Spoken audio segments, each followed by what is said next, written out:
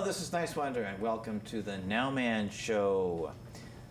The name of this panel discussion is Creating a New Economy, a Cooperative Economy and Worker Co-ops. And my panel today is first Gilda Haas. She's led numerous economic justice organizations, is a founder of the Right in the City Alliance, and has taught community economic development at UCLA for many years. She created the Mobile Co-op Lab to serve LA's unique geography and is on the board of Seed Commons Financial Cooperative. Erik is a personal trainer and an advocate for worker cooperatives. And Bair is part of People's Ride, a rideshare co-op in formation. Thank you all very much for being on the NOWMAN Show.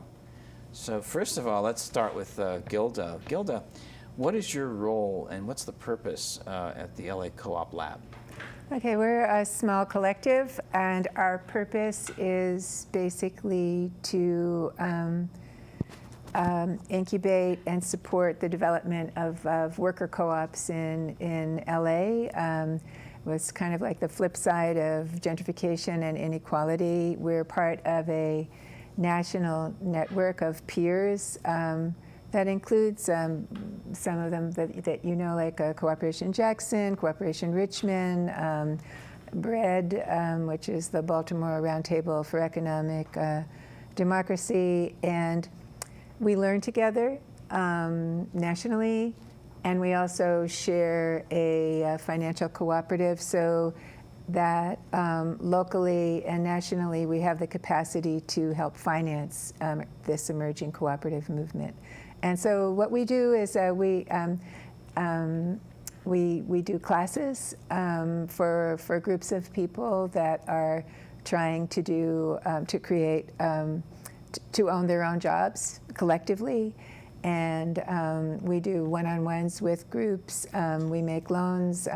We did some business development work, cooperative development work with Bike Co-op in Leimert Park, Ride On. What is Ride On? Ride On, ride like Ride On. Ride On. Ride, R-I-D-E. Get it? Bicycles. Yeah. Ride On. So what do they focus on? What's their? They're a bicycle store. Oh, really? And Yes. they're very tied into the Leimert Park community, and they're very tied into the just mobility movement in Los Angeles, and the rights of bike riders, and the bike coalition in Los Angeles. Yes. And so they're wonderful, and I met Matt in our class last year. I took that. It's fabulous. Yeah, it's and everything you need. And one of the things about the classes that's good, because the classes are really designed for teams of people to get down into the business side of stuff and the legal side of stuff and the economics of it, and just the nuts and bolts essentially. Yes, and then also the bigger purpose of like why are we trying to flip the script on the economy, and but one of the things that's great about the class, besides of course us and everything, is people really benefit from being in a room with other folks who are in different sectors that are trying to do the same thing and giving each other feedback. And that seemed to be, that's really why we do the class, because we're also trying to build a community, an ecosystem in Los Angeles. And as you know, there's other initiatives in Los Angeles. There's not a lot of co-ops yet in Los Angeles, but they're coming. Yes. And we could use as many networked kind of relationships in terms of building the trust and the alignment and the long-term view that all movements need to be successful. Absolutely, and there's also the Lucy group here in Los Angeles. Yeah, Lucy, and there's Collective Remake. Collective Remake with and Mary there's Sutton. Coop LA in Southgate, which is a group of emerging cooperatives that share space in. That's right. In Southgate. Yeah, it's starting. It's emerging. Yeah, it's great. It's just really great. I'm very hopeful. Yeah, and I think I see it as a long-term solution for creating a new economy, which is what attracted me to it when I first learned about it from Professor Richard Wolff. It just made perfect sense. I mean, it just resonated immediately. Like, of course, why wouldn't the workers want to be the owners of the place they spend a lot of their time? If we're going to have that kind of a system, why wouldn't that be the case? Why would you turn over all the most important decisions to a small group of people that might not even have any direct human connection with the work that's even going on? It's just bizarre how we didn't start doing that. Erik and I have worked together on different projects to advocate for worker cooperatives. Erik, what is your goal and your objective right now? On a personal level, I'm trying to set up my own worker cooperative gym. Overall, I've learned a lot from business in the last several years. I was working with folks who were trying to do a lot of the same thing, but it's tough because there's just not that kind of culture here. It's just the United States in general, but Los Angeles, I feel like, just doesn't have the capacity to really understand that style of business yet, and I think it's borne out in the the laws we have all over the United States. We're recently just like Gilda mentioned, there's a lot in incubation stage at the moment, and the same thing with our laws in that regard. There are lawyers who don't even know what to do with a worker cooperative. That's right. People in our at the city and state level representatives who just, like, you tell them, oh, I'm trying to start up a worker cooperative. I've called people regarding the the business that I'm trying to set up at the moment, and it's I'm not even sure what that is. They don't even know how to give you advice on how to go about starting a worker cooperative. We'll hook you up. Yeah. Yeah, and I think too, I know I've had conversations with people, and and I know that there are attorneys that haven't even really, if they have heard of the cooperative corporation model, they don't know anything about it. And some of these people, they don't even, oh, that exists? Yeah. They're just now, I think, getting around to the B corporation. You know what I mean? So, but it's coming. It's coming. It is coming. So we're the more our part of our job is to create the demand for an attorney, and so we had like 4 attorneys coming into our class. Oh, that's great. Fantastic. To good ones. Yeah, really good ones. Really good. And there's interest, and there will be more as we build more.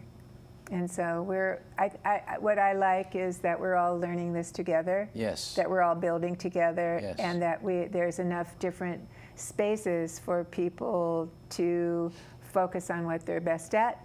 That's right. So exactly. as long as we stay aligned, then the what do you call it? The sum of the whole will be more than the sum of the parts, and we'll have really something different happening here. Exactly. So it's a holistic kind of experience, which is, and that means it's connected not only to the economic structure, but as many of us know, in this country, people struggle with making the political connection to all of this, which is real. I mean, you can go to Europe, and it's a whole different mindset when it comes to how things are done. And there's also the social, context as well. I mean, it's all connected. You can't leave anything out, basically. Matt, what is your focus right now? I know you were talking about, like, Chris, you've been on the show before, and some incredible historical insight too, by the way. Thank you for your comments about Gramsci the last time you were here. It was great. Absolutely. I can give more this time too. Yeah. But your focus has been on, like, the worker cooperative version of what people are seeing with Uber and Lyft. Now, I guess maybe this is where I'll start the question. You can elaborate on what it is that you're involved in and what your specific goals are. But I heard this week, maybe you can confirm this, that Elon Musk he's proposing something. I read that too. He had meetings driverless with cars. Uber and Lyft. What was that all about? Do you know what that's about? I don't know the meetings with Uber and Lyft, but driverless cars. Yeah. He's putting out in the next year is what he states. That's what he's talking about. Amazing, and the one piece response to that is that, and still like Cooperative Jackson is really thought out thoroughly on the topic, is that, because people are, talk about that when you talk about forming a co-op in the rideshare industry, is that they say, well, they're going to go driverless anyway. People like Elon Musk like to hype things up a lot faster than they really happen anyway. But still, the question is, well, why can't a public utility like that be something that everyone needs and everyone uses, transportation, why can't that, even if it is driverless cars, why can't it still be run by the community? Why can't it be something that the community and drivers and customers all together? But doesn't, even with these driverless cars, doesn't there still have to be somebody in the vehicle to monitor it? I mean, it's like a computer, right? Or no? How does that work? I've actually talked to a lot of people in the driverless car industry, and like people that consult for Ford and GM. I happen to give them rides and stuff, and they talk about it's happening a lot faster. And the thing is, and I tend to agree with them, it's the technology is perfectly safe. It's like airplanes. It's like you're more likely to get in an accident with a person driving a car than you are a driverless car. Yeah.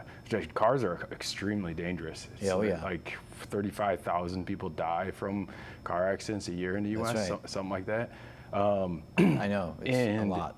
Yeah, and so you're less likely in a driverless car. The technology is really advanced, but public has to get onto it. And as far as I know, like they put people in the car to when it's in experimentation and to get people more on board for doing a driverless car. But there's some cities that have, like Philadelphia, experimented with the driverless cars driving around. I think there's some even right now, and they're just like in small localities and cities that are, cities that are well planned and mapped out and things like that. Interesting. So that's your focus right now, is the... So my focus is I would love to see, I want to see Uber and Lyft organized as a co-op, and the People's Ride is the emblem of that, to organize Uber and Lyft as a co-op, and then have a co-op alternative for all the gig economy like Uber and Lyft. Every other one, TaskRabbit, Postmates, DoorDash. The people whose job it is to plug in scooters. The birdie. It's just kind of like on the hierarchy of like extractive work. Yeah. It's just like I think it's really perfect that we're having this conversation that we're sitting on these. We're working on co-ops, and then the target is like the most extractive aspects of the economy, because it's the economy itself is structured that way to be extractive. That's right. What we've come down to, but the extremes are and just even the conversation that you can get a job, you won't have an employer, but they will tell you what to do.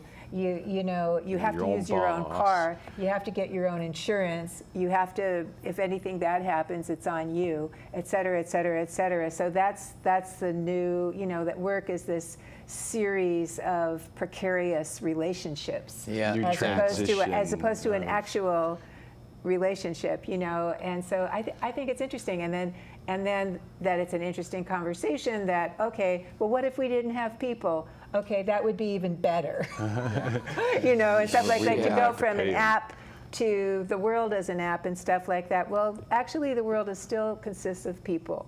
That's right. People who have a boot on their neck are always going to organize. Well, the last time I checked, it was 7 billion, right, and counting. I mean, that's pretty significant. And so I think one of the things that might be interesting. So first of all, I was wondering if the people who listen to your show, do they all know what a worker co-op is? Well, we try to educate them. I mean, there's a lot of episodes between Richard Wolf and panel discussion that we've had. numerous times on this program. So they know, like it's one share, one vote, Right. and that people share the profits, and that they make decisions together, Right. and stuff like that. So they know that. And so one of the things that relates to this is in our lending, for example, we also have additional principles that have to do with how we can actually be consistent with our values.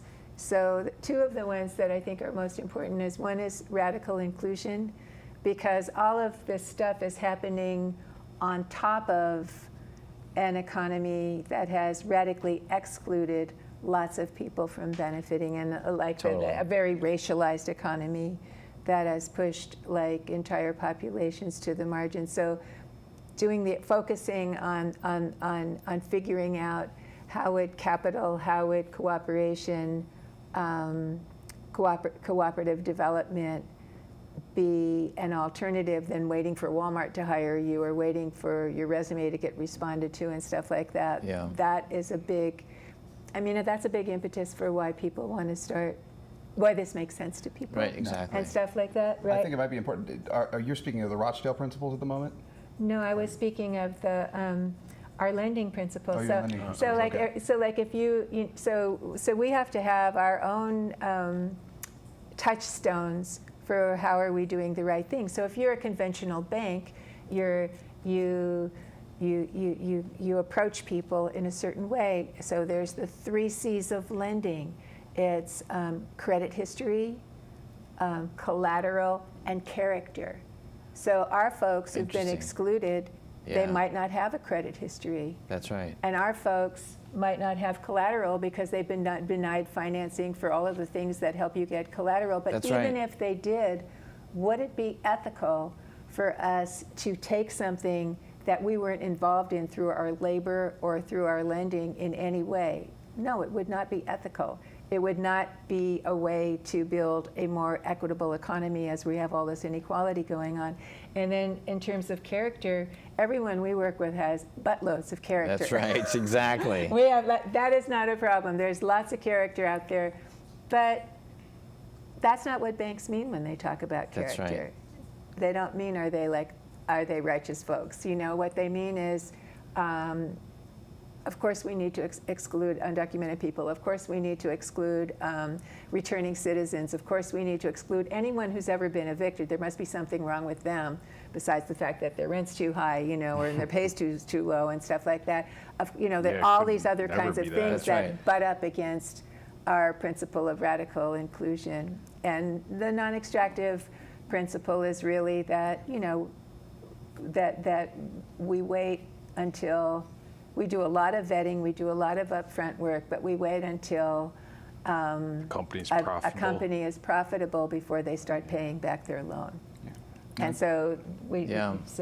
Yeah. yeah. I think that gets Is back to moral. the conversation earlier about there are so many. I mean, it's so unfamiliar in the United States, but it's also there are so many roadblocks set up to make it. I mean, just take that for an example. You try to go for a loan, and they're looking for those 3 C's. Well, the vast majority of people who would have it in their interest to become an employee owner at a worker cooperative are going to have those exact problems that we're talking Yeah, about. so how is a Lyft driver going to have that? Yeah. Right. And so that's yeah. one of the things that we had been doing as a project. Another thing that, and I'd like to continue to get this conversation going and get this off the ground, but there's a group right now in, they started in the Midwest, and they've been expanding across the nation. And forgive me, their name is changing right now, so because they had some. I know legal the issues with that. acronym is COIN. COIN, yeah. But I don't know that they're 100% going to go with that. Yeah. And it's a cooperative investment club. So what they're doing is it's I'm in Minnesota. Minnesota. Joe and I'm Michaela, they're directly starting connected their with credit Joe union. Riemann Yeah. Joe Riemann. and They're also Matt part of in our Burlington, network. beautiful. Vermont. Yeah, Yeah. Matt's Matt been Kropp. Yeah, our main Vermont. connect with that. And I mean, what they're doing is wonderful, and we've been wanting to start one of those in LA as well. Yes. But I mean, the idea behind it is just brilliant, and it's right now small investments. One of the things I've had conversations with Matt, and I've had conversations with Joe. The goal would be to, get those clubs together and maybe be able to make bigger investments as well. They make investments that are in like the, 4-digit range, and they're helping cooperatives get off the ground. So, there's an alternative right there to those things. We need more of those sorts of things in this structure to be able to build more and more of a worker cooperative movement. I I think. want to play with that. Yeah, good, fantastic. so See, great. well, that's one of the We're fine. purposes of yeah, fantastic. That's one of the purposes of this show is to create coalitions, bring people together, Lovely. not just have these discussions and educate each other, but actually link and make things happen. Because we need to actually do this. I mean, that's why we work together, because we want to see change, right? We That's don't want to right. just. We don't want to just do something that's fun and sexy. We want to see actual change. Although fun and Not that there's sexy is anything good, wrong with too. fun and sexy. It's just that We you don't, know. we don't want to lose that part. Right, exactly. I mean, Right. this is serious stuff. I mean, we see, how the system is designed. That's why I wear this button a lot. Right. People over profits. I mean, that is that's a simple message, but that's the reality, because our system doesn't operate that way. No. You're operated as a commodity. And the shareholders, in a corporate sense, are more important than even the customers, let alone the workers. So there's something really wrong with a system that is so dehumanizing and so demoralizing like that. So And they all have the same roots. So Yeah. So the fact that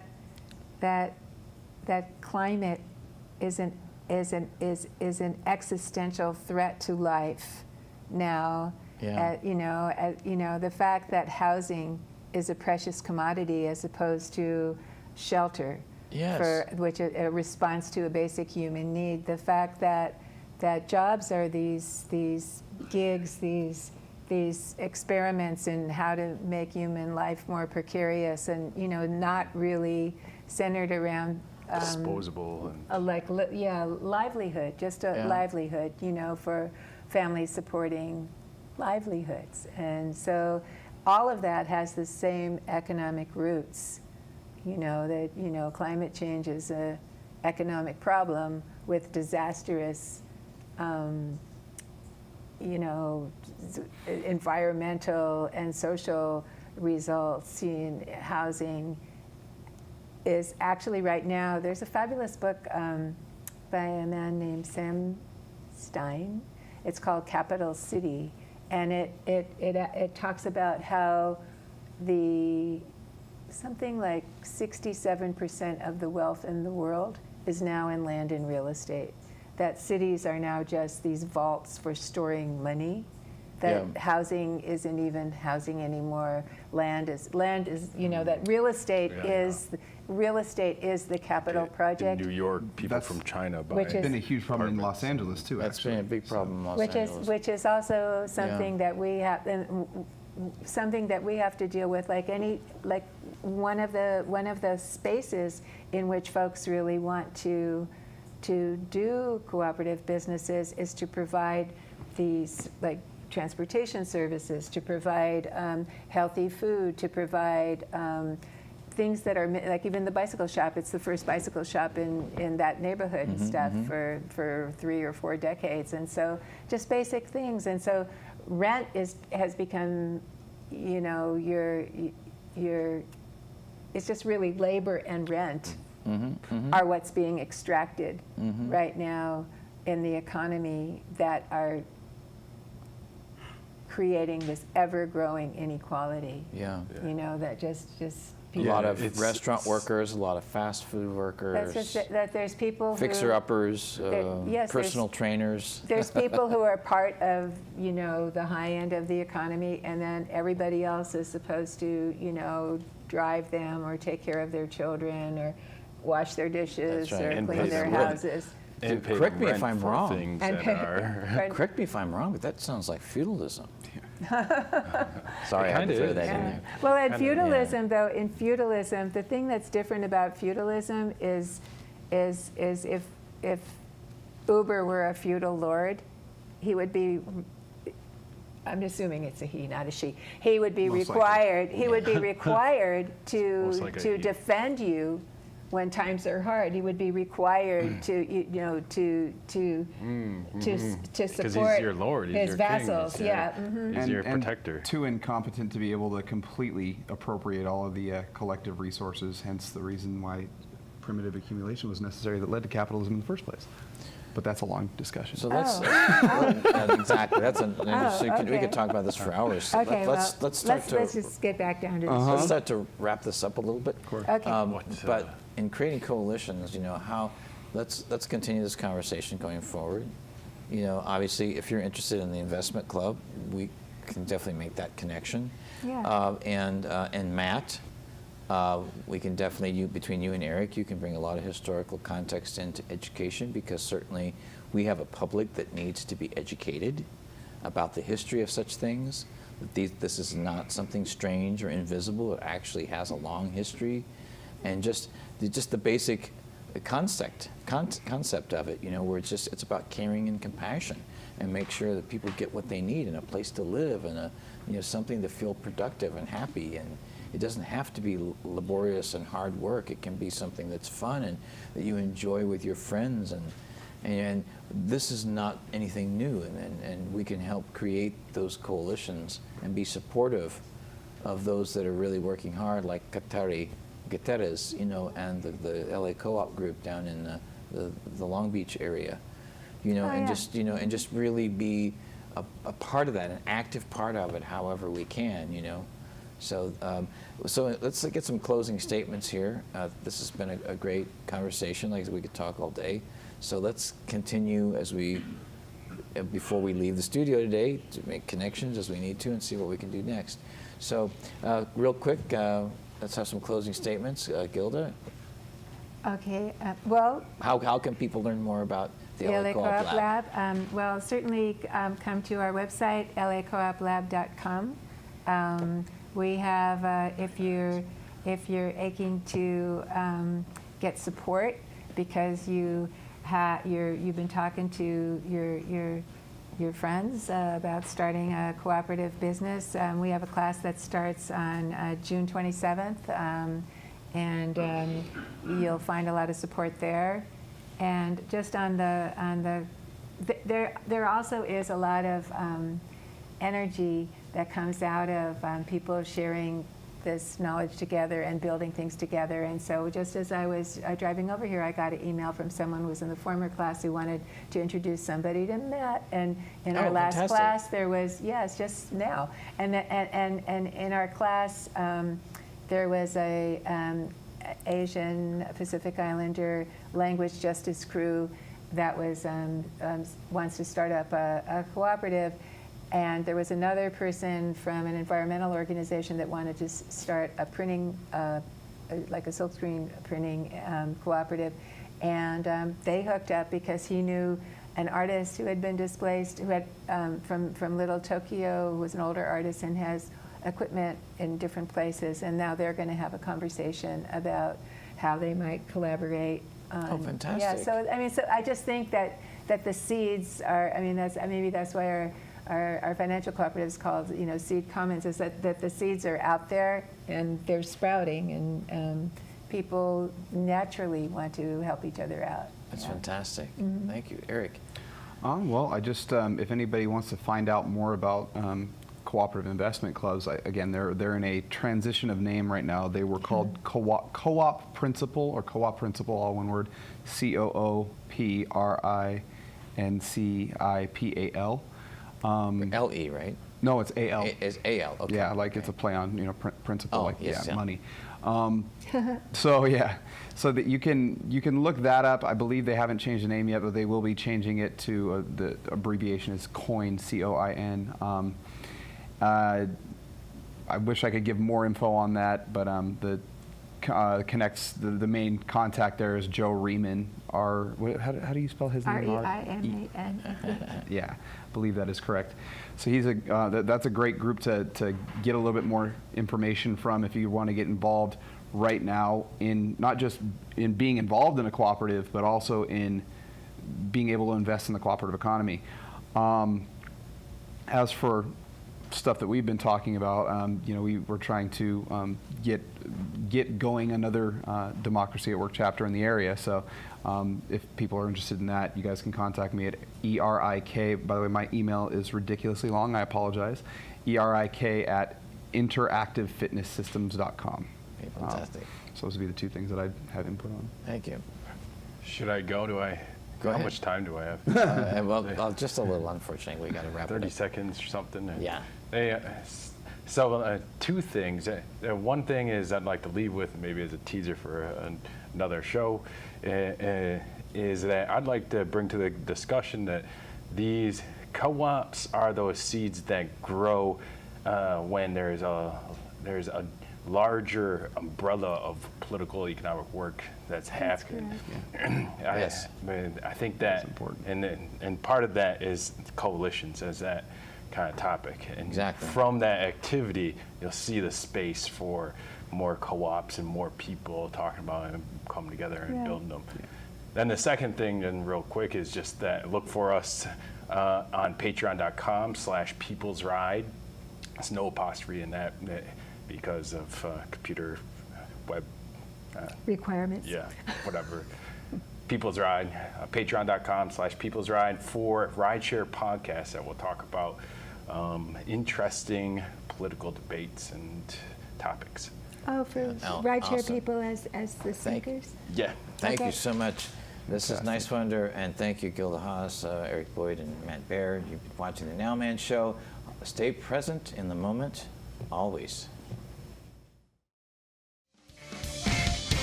The past is gone.